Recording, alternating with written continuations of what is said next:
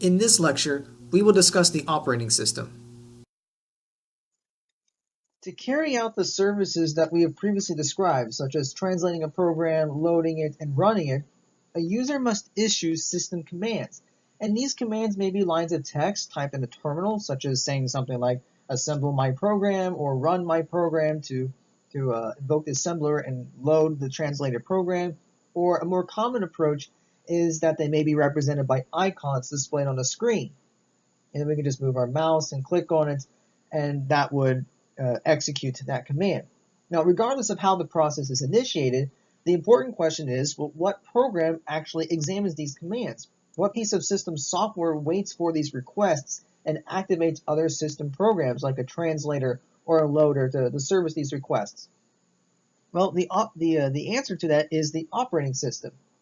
And this is the top level system software component in the computer. It handles managing all these different system commands. Now, there are several different types of operating systems out there. Some of the more well-known operating systems include Windows, which there's Windows 7, Vista, well, let's not talk about Vista, XP, Windows 8, okay, 8.1, that's a little bit better, and Windows 10 more recently. We also have the Mac OS X, Linux, Google Android for mobile devices, and Apple iOS for the iPhone and the iPad. An operating system is a very large and complex piece of software that has many responsibilities within a computer system. Here, we're going to take a look at 5 of the most important tasks that it's going to perform. So this is going to involve managing the user interface. It's going to involve controlling the access to system and data files. We're going to look at program scheduling and activation. We're going to look at resource allocation and specifically how to efficiently allocate resources. And then finally, we're going to look at how we would detect deadlocks and how we would detect errors. We'll start by taking a look at the user interface. The operating system is executing whenever no other piece of user or system software is using the processor.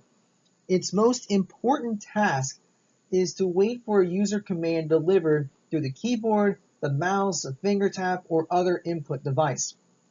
If the command is legal, the operating system activates and schedules the appropriate software package to process the request. So, in this sense, the operating system kind of acts like the computer's receptionist and dispatcher.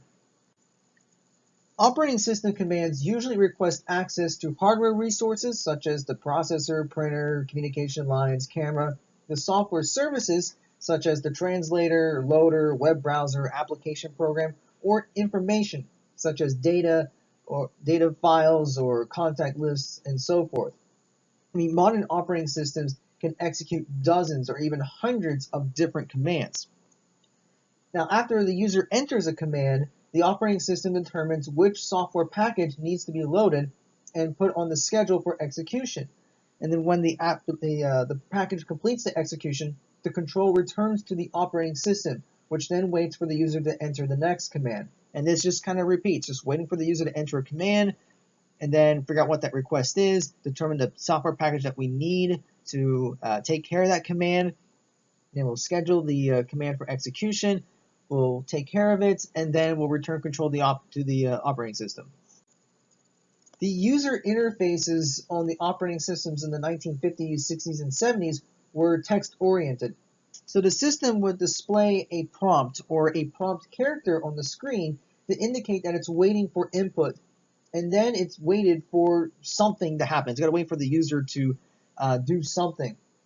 So then the user would enter commands in a special and sometimes quite complicated command language. So for example, on the Unix operating system, which is widely used on personal computers and workstations even to this day, we have the command like this. We have ls-al/usr/mike/home. Unless you know something about Unix, you probably don't know what this command actually does. What this command does is it asks the system to list the names and access privileges of the files contained in the home directory of a user called Mike. So as we can see, Commands are not always easy to understand, and learning the command language of the operating system was a major stumbling block for new users. So without knowing anything about the commands, you really couldn't do anything with the operating system.